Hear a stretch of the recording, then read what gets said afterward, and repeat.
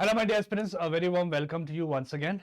I welcome you all to our official channel of अड्डा 24/7 north. आशा करता हूँ कि आप अच्छे से पढ़ाई कर रहे होंगे और खूब जमकर मेहनत कर रहे होंगे फॉर योर अपकमिंग एग्जाम्स और स्पेशल रिक्रूटमेंट। तो जैसे आपको मैंने बताया था कि यहाँ पे डेली आपके लिए मैं एग्जाम तक ऐसे सेशंस ले आऊँगा जहाँ पे हम करेंगे top 30 MCQ sessions of our subject that is maths and reasoning. Right, तो आज रहेगा हमारा class number 3। As you can see class number 3 already 2 classes हो चुके हैं। तो अगर आपने वो तीनों 2 क्लास नहीं देखे हैं तो एक बार जाके आप वो क्लासेस देख लीजिए। आपको पता लगेगा कि कैसे टाइप के क्वेश्चंस आपके एग्जाम्स में आने के चांसेस बन रहे हैं। राइट, और बहुत एस्पिरेंट्स शायद और भी कई जगह से प्रैक्टिस कर रहे होंगे अच्छे से जमकर। तो मैं कभी मना करूंगा नहीं आपको कि वहाँ पे मत कीजिए, बिल्कुल कीजिए, जितना हो सके सारे जगह से ज्ञान लीजिए, है ना। और अभी जो आपका टाइम जो है ये काफ़ी क्रूशियल है, बिकॉज अभी पढ़ने का टाइम नहीं है। अभी जो टाइम है वो है बस प्रैक्टिस करने का। ठीक है, तो जितना आप प्रैक्टिस करोगे उतने आप अपने गोल के आसपास लड़खड़ाते हुए दिखोगे। ठीक है, so keep practicing and keep giving your best shot. तो जितना हो सके प्रैक्टिस कीजिए। तो आइए यहाँ भी हम अपना प्रैक्टिस सेशन चालू करते हैं, starting with our maths section first. But जितने लोग अगर पहली बार हमारे चैनल में आ चुके हैं तो आप सबसे पहले एक काम कीजिए, हमारे चैनल को सब्सक्राइब कर लीजिए, बेल आइकन प्रेस कीजिए ताकि आपके फ्यूचर नोटिफिकेशन मिस ना हो, और साथ में सेशन को लाइक कर दीजिए। Along with that, play store में आपके अड्डा 24/7 ऐप अवेलेबल है, हमारा ऐप अवेलेबल है आपके लिए। ये ऐप में मैक्सिमम फीचर्स जो है सारे फ्री ऑफ कॉस्ट है आपके लिए, नो चार्जेस अप्लाई।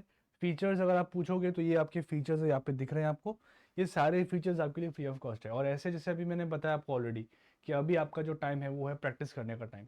तो प्रैक्टिस के लिए आप यहाँ पे फ्री मॉक्स भी दे सकते हो, है ना। फ्री मॉक्स देके अपने आपको आप एनालिसिस भी कर सकते हो कि आपका लेवल जो है वो किस लेवल पे है, और उसके बेस पे आप ये भी जज कर सकते हो कि बाकी एस्पिरेंट्स को वही क्वेश्चन करने में कितना टाइम लग रहा है और आपको कितना टाइम लग रहा है।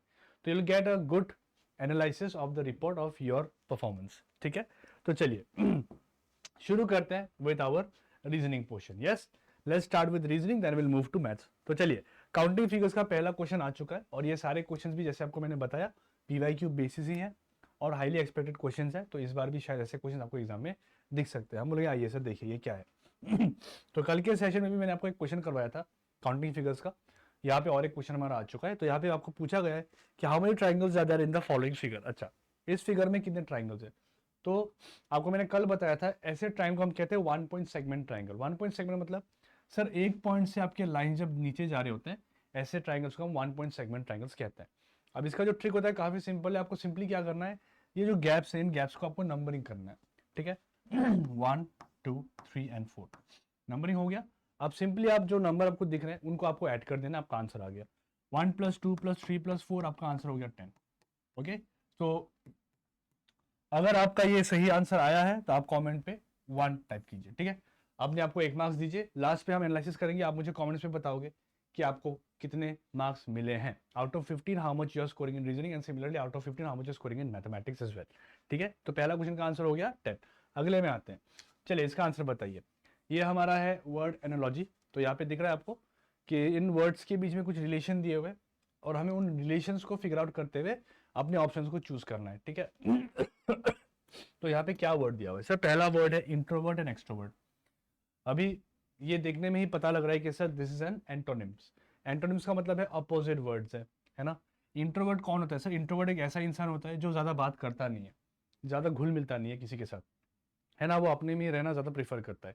और एक्सट्रोवर्ट क्या होता है सर, इसका ठीक उल्टा, इसका ठीक उल्टा। एक्सट्रोवर्ट ऐसा इंसान होता है जो सबके साथ घुल मिलना चाहता है ना, सबके साथ वो बात करना चाहता है, तो वो होता है extrovert. That means here we have opposite words. तो सेम टाइप के कॉन्सेप्ट हमें कौन से ऑप्शन पे दिख रहे हैं, आइए देखते हैं। पहले ऑप्शन में देखिए एंगल टेंजेंट दिया हुआ है। Angle tangent are not opposite, है ना, एंगल का कोई अपोजिट होता भी नहीं है। तो that means sir this are similar word, है ना, ये आपके टर्म्स है इन ज्योमेट्री, एंगल टेंजेंट ये सारे टर्म्स है। तो ये तो हो नहीं सकता सर, ये ऑपोजिट नहीं है।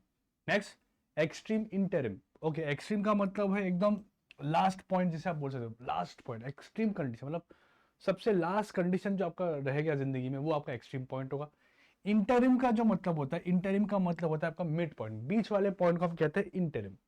ठीक है, तो sir extreme and interim are not opposite, है ना। इंटरिम तो बीच का हो गया, है ना। एक्सट्रीम के साथ अगर मैं बोलता बेसिक या फिर स्टार्टिंग तो वो मेरा ऑपोजिट होता, बट यहाँ पे ये नहीं हो सकता।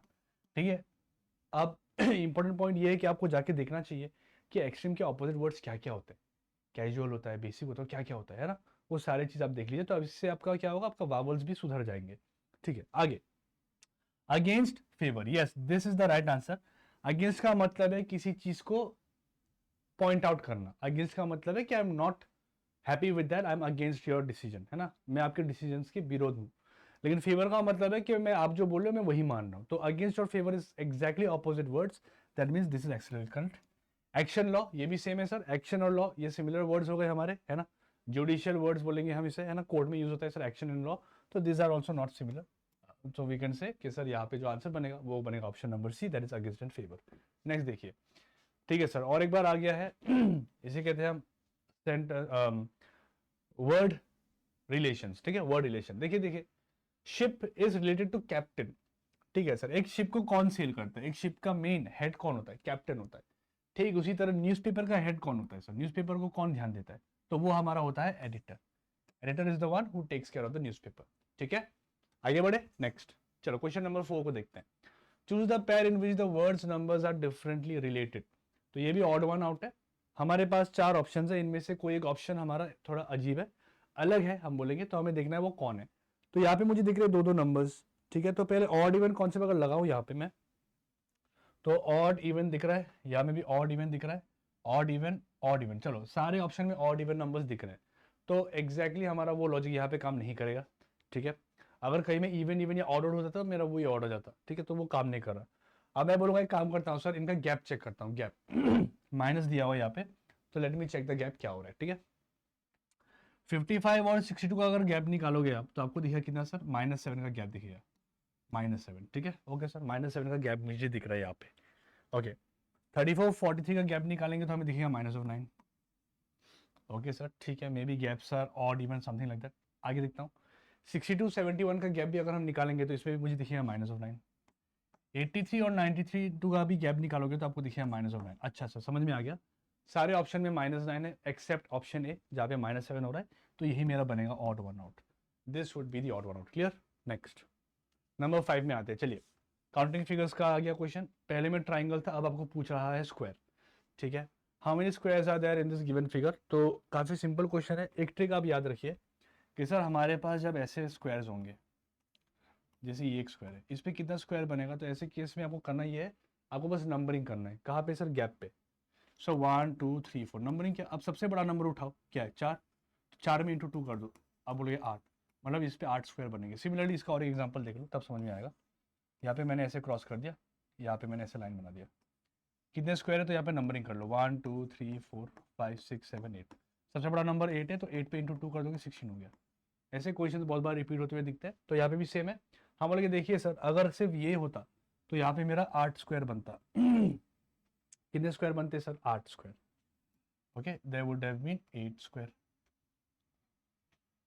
अरे सॉरी सॉरी सॉरी, ये तो ट्राइंगल का ट्रिक लग गया, very sorry just a minute यार, सिली मिस्टेक हो गया एक, मैंने ट्राइंगल वाला ट्रिक लगा दिया। एक्चुअली ये होता है, ये जब होता है ना, ये इसमें हम करते हैं 1 2 3 4, और इससे आता है आपका 4 इंटू 2 8, 8 ट्राइंगल्स आता है। ठीक है, चलो वेरी सॉरी, स्क्वायर निकालना है, स्क्वायर तो और आसान है। देखो सर, ये हमारा एक स्क्वायर बन रहा है, इसमें कितना स्क्वायर बनेगा, तो यहाँ पे बनता है 5 स्क्वायर। कैसे, तो हम बोलेंगे सर देखिए 1 2 3 4 हो गया, और ये बड़ा वाला मिला के हो गया 5। इसका ट्रिक जो होता है वो ट्रिक ये होता है सर, ये जो आपका स्क्वायर दिख रहा है, ये जो आपको दिख रहा है, ये आपके नंबर ऑफ रोज और कॉलम सेम वाले स्क्वायर है। जैसे देखिए यहाँ पे मैं नंबरिंग करता हूँ, तो सर यहाँ पे 1 2 लिख देता हूँ, यहाँ पे 1 2। आप नोटिस कर पा रहे हो कि सर यहाँ पे 1 2 है, यहाँ पे 1 2 है, मतलब ये जो होता है ये नंबर रोज कहते हैं इसे, ये रो है, 2 रो है 2 कॉलम है। तो सर जब रो और कॉलम सेम हो तो आप ये ट्रिक लगा देना, क्या करोगे, पीछे वाले नंबर से स्क्वायर करते हुए चलो, 2 है तो 2 का स्क्वायर कर लो, है ना, फिर प्लस करते हुए 1 है तो 1 का स्क्वायर, बस ये आपका आंसर है 5। सिमिलरली और एग्जाम्पल देख लो तब समझ में आएगा। 1 2 3 4 ये दे दिया है। ठीक है, अब मैंने बोला यहाँ पे कितने स्क्वायर है बताइए, तो सिंपल है, नंबरिंग करेंगे सर 1 2 3, और यहाँ पे भी 1 2 एंड 3। ठीक है, पीछे से स्क्वायर करते हुए चलो, 3 है तो 3 का स्क्वायर, 2 है तो 2 का स्क्वायर, 1 है तो 1 का स्क्वायर, आपका बनेगा आंसर 14। क्लियर, ठीक है, तो यहाँ पे कितने बनेंगे, हम लोग बहुत सिंपल है सर, देखिए बीच वाले पे बनेगा सर 5, बाहर वाले पे बनेगा 5, बड़े बड़े वाले, तो टोटल बन गया आपका 10। चलिए ठीक है, अगले में चलता हूँ। ओके सर, आ गया हमारा डिस्टेंस एंड डायरेक्शन। तो डिस्टेंस डायरेक्शन का जो क्वेश्चन है इसके लिए हमें डायरेक्शन सेंस की जरूरत पड़ेगी। यहाँ पे बना देता हूँ आपके लिए मैं। ऊपर नॉर्थ होता है, नीचे साउथ होता है, इस साइड ईस्ट होता है, इस साइड वेस्ट होता है। ठीक है, पहले यहाँ से चालू करता हूँ सर, यहाँ से point. Ravi left home and cycle 10 kilometre southwards. ठीक है, 10 किलोमीटर साउथवर्ड अगर बोलूंगा तो वो नीचे जा रहा होगा। हम बोले ठीक है सर, यहाँ से स्टार्ट किया होगा 10 किलोमीटर साउथवर्ड नीचे, ये हो गया 10 किलोमीटर। ठीक है, यहाँ पे आ गया। अच्छा, इसके बाद टर्न राइट। अभी नीचे से जब राइट लेगा तो हमें जाना कहाँ होगा, देखिए साउथ जा रहा हूँ ना, इस साइड होगा राइट। ठीक है, उल्टा हो जाता है आपका राइट। ठीक है, राइट एंड साइकिल 5 किलोमीटर, यहाँ से 5 किलोमीटर साइकिल किया, ये हो गया 5, यहाँ पहुंच गया। ओके, इसके बाद सर फिर से राइट टर्न लिया, यहाँ से राइट टर्न लूंगा तो ऊपर जाऊंगा। यस, ऊपर कितना सर 10 किलोमीटर, 10 हो गया। देखिए तो 10 बोलूंगा तो एक्जैक्टली ये दो लाइन सेम रहेंगे, है ना, सेम रहेंगे। हाँ सर 10 हो गया।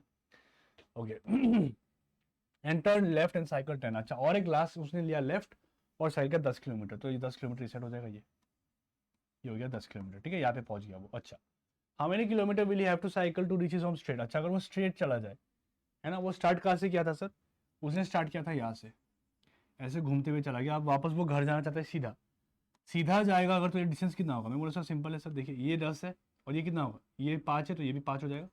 तो 10 5 मिलके बनेगा 15 किलोमीटर। मतलब उसको सीधा अगर जाना होगा सर तो वो 15 किलोमीटर साइकिल करते हुए चला जाएगा। Option number A, 15 kilometre would be the right answer. Clear है। नेक्स्ट सर में देखिए, 4 cats can kill 4 rats in 4 minutes। अच्छा बेटा, how many minutes will it take 8 cats to kill 8 rats। अच्छा, तो इसका आंसर डायरेक्टली 4 मिनट्स ही हो जाएगा। क्यों, समझते हैं इसको। ठीक है, लेट्स सी।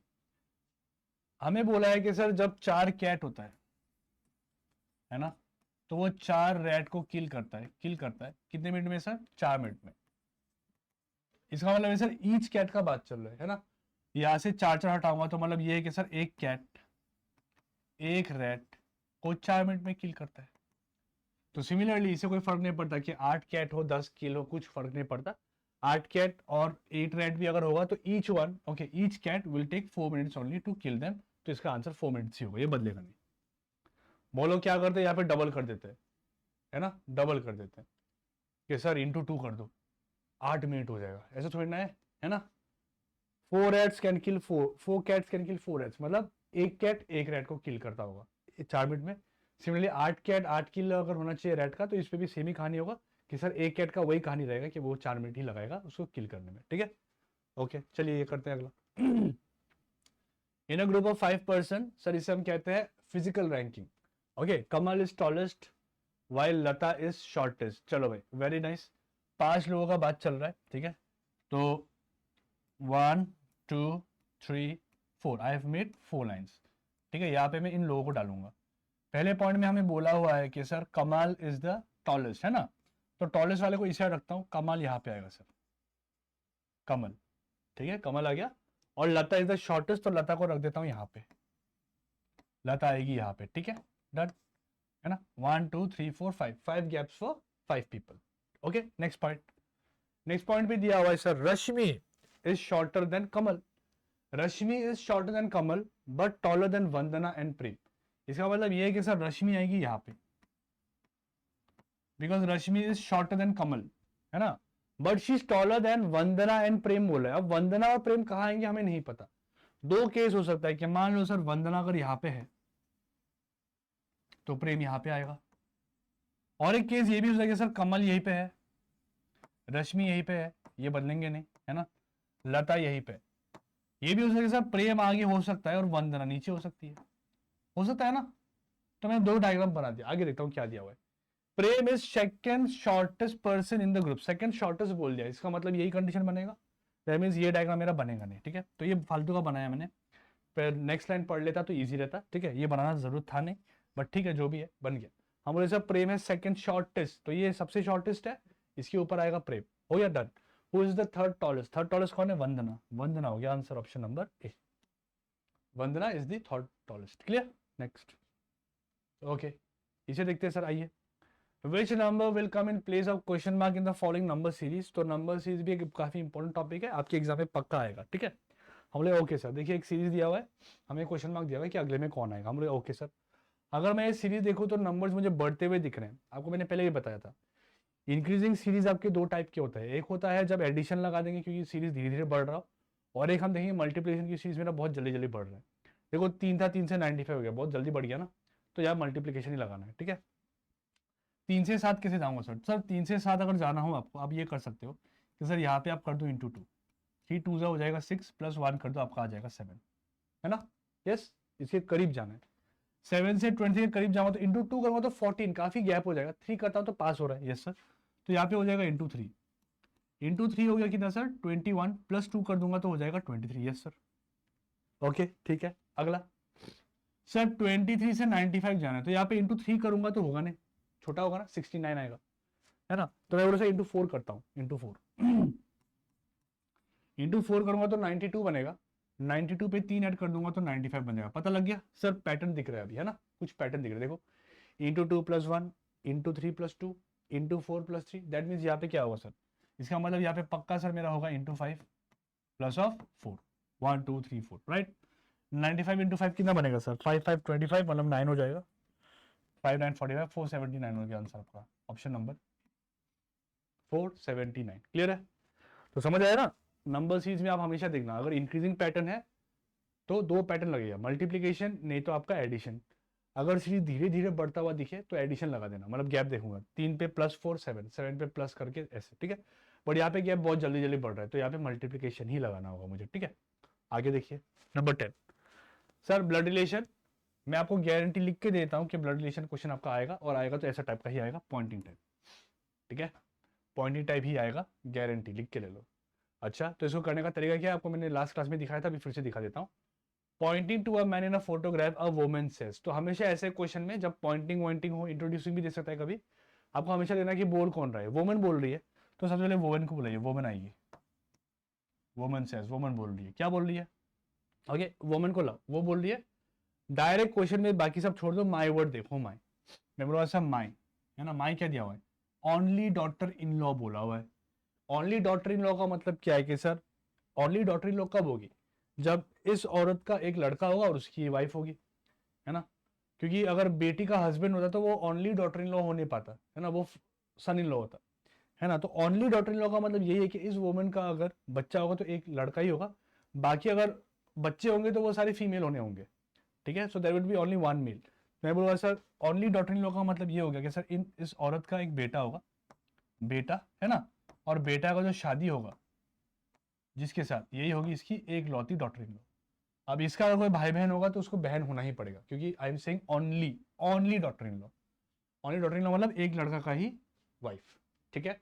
कहा है हम यहाँ पे, ओके। माई के बाद जो दिया है वो बनाए, उसके बाद देखो और दिया हुआ है, क्या है? Father in law. अब इनका फादर इन लॉ कौन होगा, इसका फादर इन लॉ कौन होगा?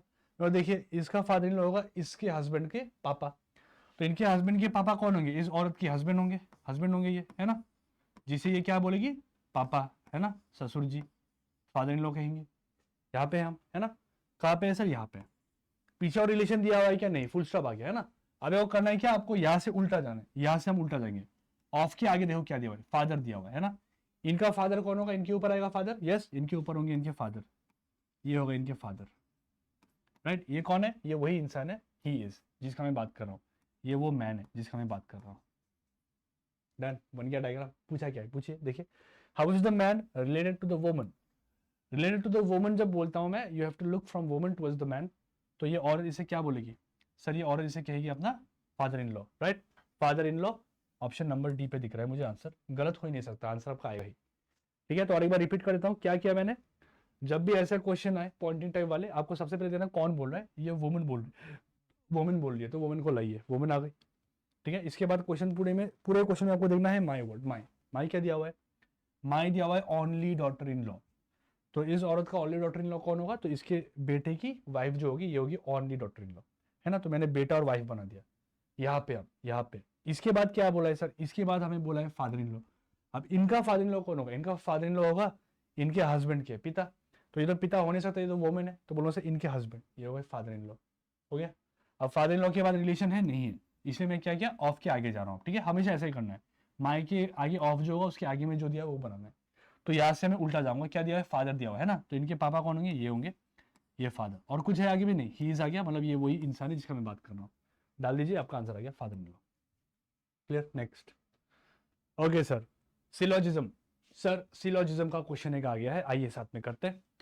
ऑल स्टार्स आर प्लैनेट, तो यहाँ पे हमें वेन डायग्राम बनाने की जरूरत पड़ेगी। आपके लिए मैं एकदम प्यारा सा वेन डायग्राम बना रहा हूँ विद कलर, ठीक है। And all planets are galaxy, ठीक है, तीनों एक के अंदर आएंगे। तो सर ये हमारा बड़ा सर्कल है, इसको मैंने वाइट कर दिया। इतना मेहनत कर रहा हूँ ताकि आपको एक ही बार में समझ में आ जाए ये चीज़, ठीक है। ये आपका गैलेक्सी हो गया। इसके बाद प्लैनेट है ना, मुझे बनाना है प्लैनेट। तो ये येलो वाले को मैं बना देता हूँ planet. This yellow colour is my planet, ये है प्लैनेट। और एक बनाना है हमें, इसके अंदर में आने वाला है स्टार। स्टार इसके अंदर आ गया। Blue colour circle is the star, okay, blue colour circle is the star. ये क्या है sir? This is the star, okay. Colour क्यों यूज किया मैं समझाता हूँ, ठीक है। अब ध्यान देना यहाँ पे, ओके, सी केयरफुली। अभी ठीक है, हाँ अभी दिख रहा होगा। चलो कंक्लूजन देखिए, ऑल गैलेक्सीज आर प्लेनेट। आपको बस देखना है कि गैलेक्सी जो कलर है वो क्या प्लेनेट के अंदर दिख रहा है, क्या ब्लू कलर के अंदर व्हाइट दिख रहा है, मतलब दिख रहा है सर, बट कुछ दिख रहा है, पूरा तो नहीं दिख रहा है ना। क्या पूरा गैलेक्सी प्लेनेट के अंदर दिख रहा है? अच्छा, planet is yellow, sorry yellow. Yellow के अंदर में व्हाइट कलर दिख रहा है, हाँ दिख रहा है सर, दिख रहा है ना, पीछे देखो दिख रहा है, लेकिन ये पूरा नहीं दिख रहा सर, थोड़ा आता हुआ दिख रहा है सर, कुछ गैलेक्सी इसके अंदर आते हुआ दिख रहा है।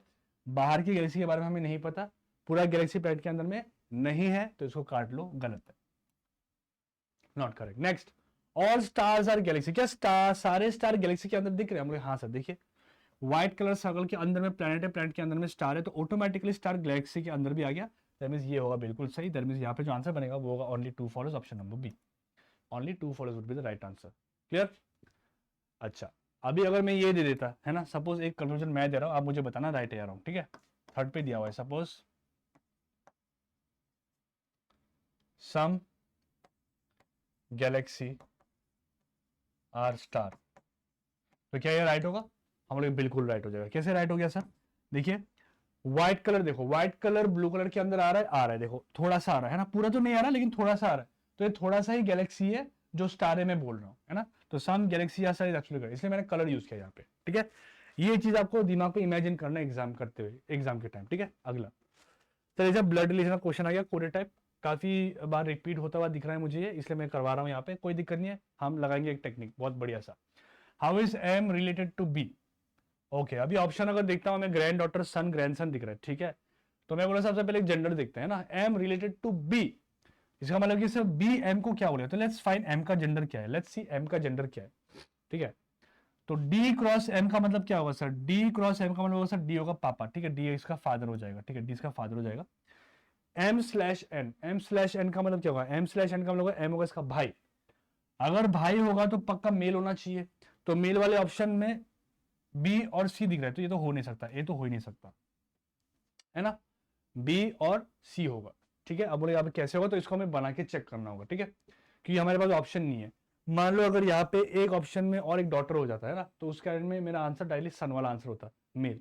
But here we don't have option, तो इसको बना लेते हैं फटाफट। चलिए, B plus D, B plus D का मतलब होगा कि बी होगी इसकी mummy, B is the mother of D. Next, D cross M में डी होगा इसका पापा, है ना, डी क्रॉस एम, ये देखो डी क्रॉस एम होगा तो डी होगा इसका पापा, एम, ओके। और M slash N, M slash N में एम होगा इसका भाई, एम होगा इसका भाई, तो दिख रहा है ना। बी एम को क्या बोलने वाला सर? बी एम को बोलने वाला अपना ग्रैंडसन, ग्रैंडसन है ना, ग्रैंडसन ऑप्शन नंबर सी पे दिख रहा है, grandson will be the right answer. Clear है? चलिए आगे देखते हैं। ओके, अ गुड क्वेश्चन, ये भी पीवाईक्यू क्वेश्चन का ही है आपका, ठीक है, पीवाईक्यू में आया हुआ है। 5 + 7 21, 9 + 4 31, 7 + 9 क्वेश्चन मार्क। तो यहाँ पे दिया कुछ होता है लेकिन करना कुछ और होता है ना, दिया कुछ और होता है, करना कुछ और होता है। अब जैसे 5 7 से 21 अगर मुझे जाना तो मैं कैसे जाऊँ? देखो 5 × 7 का तो 35 है ना, बहुत ज्यादा हो गया, ओके। 9 × 4 36, देखो 36 के पास है, -5 कर दूंगा तो 31, लेकिन यहाँ पे वो लॉजिक काम नहीं कर रहा, तो लॉजिक क्या है मैं बता देता हूँ, टाइम वेस्ट करने से अच्छा है आप दोनों को ऐड कर दो। 5 + 7 कितना होता है? 12 होता है ना, आप 12 को आप उल्टा कर दो, उल्टा कर दो 21 हो गया, ठीक है। सिमिलरली 9 + 4 13 होता है, 13 को आप उल्टा कर दो 31 हो गया, इजी। ठीक उसी तरह से 7 + 9 हो जाएगा 16, 16 को उल्टा कर देंगे आएगा 61, option number C, 61 option number C. Clear? Next 4 sir dictionary order, ठीक है, डिक्शनरी ऑर्डर सेंस हमें करना है, करते हैं सर, डिक्शनरी के वे में अरेंज करते हैं। डिक्शनरी में क्या होता है सर? छोटे छोटे वर्ड्स पहले आएंगे, बड़े बड़े वर्ड्स पीछे आएंगे। साइज के हिसाब से नहीं, आपको अल्फाबेट्स के हिसाब से देखना है, ठीक है। कैसे? सिंपल है। सबसे पहले कॉमन कॉमन देखो, देखो ईएली सब है, तो ईएली देखिए कोई फायदा नहीं, ईएली हटा दो, ईएली सबसे हटा दो। ईएली देखिए मुझे कोई फायदा मिलेगा नहीं सर, ईएली हटा देता हूँ। अगला देखो CGCMV, पहले में कौन आएगा? सी पहले वाला लेटर है ना, ABC है ना, तो सी वाला पहले आएगा, मतलब 1 और 3 पहले होंगे। और 1 और 3 में कौन सबसे पहले आएगा, तो वो देखते हैं, कंपेयर करते हैं ना। तो CT हटा देता हूँ, बिकॉज CT दोनों में कॉमन है। अब IR में कौन पहले होगा? सर आई ऑब्वियसली पहले होगा, है ना। GHIJK LMNO PQ R है ना, आई पहले आ रहा है। इसका मतलब ये है कि सर 3 नंबर सबसे फर्स्ट होगा। Sir 3 would be first and then 1 would be second. 3 first 1 second वाला ऑप्शन एक ही दिख रहा है, सी हो गया आंसर, बाकी चेक नहीं करना, ठीक है, टाइम वेस्ट होगा। डायरेक्ट यही आंसर है मेरा, ठीक है। 3 पहला 1 पीछे, बाकी आप मिला के देख लेना, आपको यही आंसर दिखेगा। Okay, we have to save time. चलो अगला 15 देखिए, क्या ये ऑड वन आउट आ गया सर फिर से। चलो ऑड वन आउट आपके एग्जाम में बहुत बार आता हुआ दिख रहा है मुझे ना, ये सारे प्रीवियस क्वेश्चन के ही पेपर हैं। तो मैक्सिमम क्वेश्चन जो मैंने देखा है ना, वो word analogy, odd one out, ये सबसे ज़्यादा आ रहा है, ठीक है। और ये मेक सेंस भी करता है, क्योंकि देखिए ये सारे जो एग्जाम्स है ना, ये आर्ट्स बैकग्राउंड के स्टूडेंट्स भी देते हैं। तो ज़्यादा आपके टेक्निकल क्वेश्चन पेपर अगर बना देंगे तो उसके लिए उनके लिए दिक्कत होगा। तो गवर्नमेंट ये सोचता है कि नहीं, हमें बाकी एस्पिरेंट्स को भी साथ पे लेना है, इसलिए वो ऐसा टाइप का क्वेश्चन डाल रहा है कि देखो यहाँ पे इतना मैथमेटिकल कुछ है नहीं, यहाँ पे कॉमन सेंस लगा के बस आंसर देना है ना। तो इसलिए मैंने नोटिस किया है कि वर्ड एनालॉजी, लेटर एनालॉजी, फिर आपका ये ऑड वन आउट, डिक्शनरी, ऐसे क्वेश्चंस बहुत बार रिपीट होता हुआ दिखाया। आधा आधी पेपर तो वही है ना। तो इसलिए it's very easy to crack अगर आप स्ट्रेटेजिकली पढ़ते हो तो। अरे बहुत स्टूडेंट क्या करते हैं ना, वो पीवाईक्यू एनालिसिस करता ही नहीं है, वो जस्ट कोई में कोचिंग ले लेगा, क्लास कर लेगा, हो गया, उसी के नोट्स को फॉलो करता है पीवाईक्यू बिना प्रैक्टिस किए हुए। एग्जाम में जाता है, देखता है कि अरे क्वेश्चन तो अलग आ रहे हैं, मैंने जो किया वो तो काम ही नहीं दे रहा। बट उस बच्चे को पूरा ज्ञान है, सारे टॉपिक का अच्छा नॉलेज है उसको, खाली पीवाईक्यू नहीं करने की वजह से उसको आइडिया नहीं था कि ऐसे वाले क्वेश्चन ज़्यादा आते हैं। अब जैसे एनालॉजी क्वेश्चन का जो रूल होता है ना, वो ये होता है कि आपको उसकी मीनिंग पता होना चाहिए। मीनिंग अगर नहीं पता तो आप कर ही नहीं पाओगे, इसलिए एनालॉजी वर्ड बेस्ड जो होता है उस पर आपको मैक्सिमम प्रैक्टिस करना होता है, ठीक है। और इंग्लिश वोकैब्स भी आपके ठीक ठाक होने चाहिए। अब इसको देखिए, ये 4 ऑप्शन में से एक ऑर्डर, तो डायरेक्ट बोलूंगा कि सर 7 हो गया आंसर। क्यों? क्योंकि बाकी सारे ऑप्शन में मेरे स्क्वायर नंबर्स है ना। देखिए 4 का मतलब होता है 2 square, 100 means 10 square, 64 means 8 square, बचा क्या? 7 7 हो गया आपका आंसर, ठीक है। 7 is the odd one out. Clear? आगे देखते हैं। चलिए, हमारा रीजनिंग खत्म हो चुका है, तो आपको कमेंट में बताना है दोस्त कि रीजनिंग में आपके मार्क्स कितने आए हैं, है ना। अगर 15 आउट ऑफ 15 है तो आप 15 टाइप कर दीजिए, अगर 30 आउट ऑफ 15 है तो 13 टाइप कर दीजिए। क्लियर? तो अभी हम चलते हैं मैथ्स पे, चलिए लेट्स डू मैथ्स। आइए मैथ्स के क्वेश्चंस करते हैं, ठीक है। पीवाईक्यू बेस्ड क्वेश्चन है सारे। The LCM of 2 number 64 and B is 160। 2 नंबर दिया हुआ है मुझे, है ना, एक है 64 और एक है बी, हमें बी नहीं पता। इनका जो एलसीएम है सर वो 160 दिया हुआ है, LCM is 160 and there HCF is 16। Okay sir, ठीक है, समझ में आ गया। हम बोलेंगे सर यहाँ पे हमें एलसीएम एचसीएफ वाला एक फॉर्मूला लगाना है। क्या सर? एक रूल होता है आपका, है ना। क्या सर? एलसीएम इंटू एचसीएफ अगर आप करोगे तो वो ना बराबर होता है product of 2 numbers, product of A and B, ऐसा लिख देता हूँ मैं शॉर्ट पे, ठीक है। समझ में आ गया। तो एलसीएम कितना है sir? 160 is the LCM, HCF है 16, हो गया। प्रोडक्ट कितना है सर? एक नंबर है 64 और एक नंबर बी जो हमें निकालना है, ये निकालने बोला है, निकाल लेंगे सर, सिंपल क्वेश्चन है। 64 को इस साइड शिफ्ट कर दो सर, 160 होगा इंटू 16 होगा डिवाइड बाई 64 होगा इक्वल टू बी हो जाएगा, है ना। 16 से 64 काटोगे 4 बार जाएगा, 4 से ये काटोगे आएगा आपका 40, तो बी होगा 40, बी हो जाएगा मेरा 40, that is option number D. Clear है? ये फॉर्मूला को याद रखिए, ओके, आपके एग्जाम में आ सकता है, ठीक है। LCM into HCF is equal to product of 2 numbers. जो 2 नंबर का मतलब ये है कि 2 नंबर जिसका आप एलसीएम और एचसीएफ निकाल रहे हो, वो 2 नंबर के प्रोडक्ट को ही हम एलसीएम एचसीएफ के बराबर करते हैं, ठीक है। अगला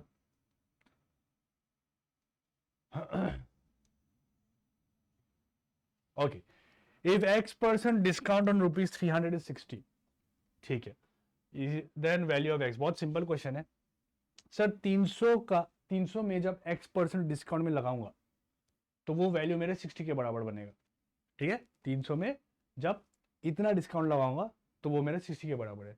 तो सिंपल वे में अगर बोलूँ तो बोल रहा हूँ कि सर 300 में 300 का आप निकालो x%, और ये जो x% आप निकालोगे सर, यही मेरा है 60 के बराबर। Got it? If x% discount on ₹300, okay, discount on ₹300 is 60। तो ये जो जितना परसेंट का डिस्काउंट दिया ये 60 के बराबर है, तो ये परसेंट का डिस्काउंट 60 के बराबर कर दिया। द वैल्यू सॉल्व कर लेंगे ना, x निकल जाएगा सर। सर 0 से 0 कैंसिल, 3 को उस साइड लेके जाओ तो x होगा sir 60 divide by 3, which will get how much sir 20 हो गया answer, option number A. Okay, language. Next, इसका आंसर बताइए।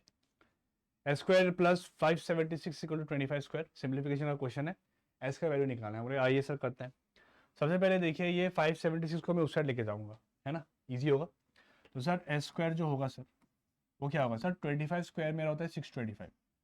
अभी आप कॉम्पिटेटिव एग्जाम अगर देने जा रहे हो तो एटलीस्ट मैं इतना एक्सपेक्ट कर सकता हूँ कि आपको स्क्वायर नंबर्स एटलीस्ट 30 तक याद है। ऐसे याद होना चाहिए कि आपको मैंने पूछा अगर 27 स्क्वायर कितना, बोलोगे सर 729, ठीक है। 25 स्क्वायर कितना 625, 26 स्क्वायर कितना 676, 24 कितना 576, ऐसे आपको याद होना चाहिए, ठीक है। तो ये है 25 और ये 576 को वहाँ लेके जाओ तो ये होगा माइनस ऑफ 576। यहाँ पे हम A square minus B square formula लगा सकते हैं, बट उससे बेहतर यही होगा, इसको कर लो डायरेक्ट, बेहतर होगा, ठीक है। एस स्क्वायर कितने के बराबर आएगा सर, दिख रहा है मुझे 49 के बराबर आ रहा है, तो एस कितना होगा सर, सर एस स्क्वायर को उस साइड लेके जाओ तो ये बनेगा रूट 49 हो जाएगा सर। रूट 49 का मतलब होता है 7, which is my option number C, which is my option number C. समझ आ गया आपको, ठीक है, क्लियर है? ओके, आगे बढ़ते हैं, अगला देखिए। Study the following pie chart and answer the question that follows, ठीक है। Distribution of money among 4 family members bye head of the, अच्छा ठीक है, टोटल अमाउंट, ठीक है। निकालना क्या है सर, क्वेश्चन में तो बहुत कुछ दिया हुआ है। डेटा इंटरप्रिटेशन कहते हैं इसे, pie chart base, okay, simple है। Ratio between C and D share of money, अब देखो सी और डी का शेयर मनी निकालने की जरूरत है नहीं, क्यों? क्योंकि जब हम रेशियो निकालते हैं ना तो वो हमेशा कट के छोटा बनता है। तो जब भी आपको ऐसा कुछ दिया हो और आपको जब बोल देता है रेशियो का बात, तो आपको एक्चुअल वैल्यू निकालने की जरूरत है ही नहीं। एक्चुअल वैल्यू निकालना हो तो आपको ऐसे करना है कि सर देखो ये 90,000 जो है ये आपके 100% के बराबर है, तो 1% का वैल्यू 900 के बराबर होगा, तो सब पे 900 900 900 मल्टीप्लाई कर दो, उसके हिसाब से आपको मिल जाएगा आंसर कि ए कितना है बी। तो वो करने की जरूरत नहीं, क्योंकि लास्ट में क्या है कि दोनों कैंसिल हो ही जाएंगे। तो डायरेक्टली व्हेन आई से कि सर सी और डी का रेशियो बताओ, तो आप चुपचाप से सी देखो, सी कितना है 20 है ना, 20 यहाँ पे डाल दो, ठीक है। डी कितना है, डी 30 है, 30 यहाँ पे डाल दो। परसेंटेज है तो डिवाइड बाई 100 लगा दो, एक ही, कोई फर्क नहीं पड़ता, बिकॉज जब रेशियो करता हूँ तो ये दोनों कैंसिल होते हैं, तो 0 0 कट गया, आपका आंसर आ गया 2:3, खत्म। As simple as that, 2:3। अब जिनको ये नहीं पता होता है वो क्या करते हैं ना, वो एक्चुअली निकाल लेते हैं यहाँ पे पूरा, है ना, ए कितना है बी, उसके बाद वो रेशियो निकालता है, काटने के बाद देखता है अरे यही आ रहा है, ओके। तो कीप इन माइंड, जब रेशियो पूछे, परसेंटेज पूछे, तब एक्चुअल वैल्यू की हमें जरूरत नहीं है, हम ऐसे डायरेक्टली ये वैल्यू से भी आंसर निकाल सकते हैं, ठीक है। ओके, ये देखिए सर, फिर से सिंप्लीफिकेशन का क्वेश्चन आ गया हमारा। 12 1/2% ऑफ 200, मिक्स फ्रैक्शन है, इसको हमें पहले फ्रैक्शन बनाना होगा। तो फ्रैक्शन बनाना आता है हमें सर, नीचे 2 है तो 2 नीचे ही रहेगा। बस यहाँ पे करना ये है कि सर नीचे वाले को इसके साथ पहले मल्टीप्लाई करते हैं हम, फिर यहाँ से इसको हम लोग प्लस करते हैं। सर 2 12 24 होता है, 24 + 1 25 होता है, तो यहाँ पे हम लिख देंगे सर 25/2, है ना। परसेंट दिया हुआ है, परसेंट का मतलब होता है आउट ऑफ 100, तो यहाँ पे इंटू 1/100 लिख देता हूँ मैं, है ना। जब भी आप परसेंटेज को फ्रैक्शन बनाओगे तो आपको 1/100 लिखना होता है, ठीक है, हो गया। ऑफ 200 बोला है, तो ऑफ का मतलब क्या होता है, ऑफ का मतलब मल्टीप्लाई होता है, मल्टीप्लाई बाय 200 हो जाएगा, ठीक है। इक्वल टू सर 3x हो गया डिवाइड बाय 2 हो गया, x निकालना है। बोले ठीक है सर, पहले सिंप्लीफाई करता हूँ थोड़ा सा। सर यहाँ पे 0 0 कट गया, यहाँ पे 2 2 कट गया, अभी क्रॉस मल्टीप्लाई कर लेंगे, आंसर आ जाएगा। तो 2 यहाँ पे जाएगा अगर, तो 2 × 25 मेरा 50 होगा, और 3 को इस साइड लेकर आऊंगा तो क्रॉस मल्टीप्लाई होते 3 नीचे आएगा, तो डिवाइड बाई 3 हो गया, which is equal to x। तो 50/3 हो गया आपका आंसर, जो है ऑप्शन नंबर सी पे। ऑप्शन नंबर सी पे दिखिएगा सर मुझे इस क्वेश्चन का आंसर, ठीक है, 50/3। नेक्स्ट, ये देखिए, the angle of a triangle are in the ratio 1:2:3, find the smallest angle. ठीक है दोस्त, यहाँ पे एंगल सम प्रॉपर्टी हमें लगाना है ट्राइंगल का, ठीक है। तो ट्राइंगल एंगल सम प्रॉपर्टी क्या बोलता है, सपोज एक ट्राइंगल है मेरे पास, है ना, ये ए है, ये बी है, ये सी है। तो यहाँ पे जो जो एंगल है आपके, है ना, इस एंगल को नाम दूंगा तो ये बोलूँगा सर ये एंगल ए होगा, ये एंगल बी होगा, ये एंगल सी होगा। तो आपके ये सारे एंगल का जब आप सम करोगे तो ये बराबर होता है 180 के, हमेशा याद रखना, ठीक है। This is angle sum property, इसका फॉर्मूला भी होता है n into N minus two. ठीक है, कोई भी पॉलीगन अगर आपको दिया हो, ठीक है, 4 साइड हो, 5 साइड हो, 6 साइड हो, है ना, और अगर आपको निकालना है टोटल एंगल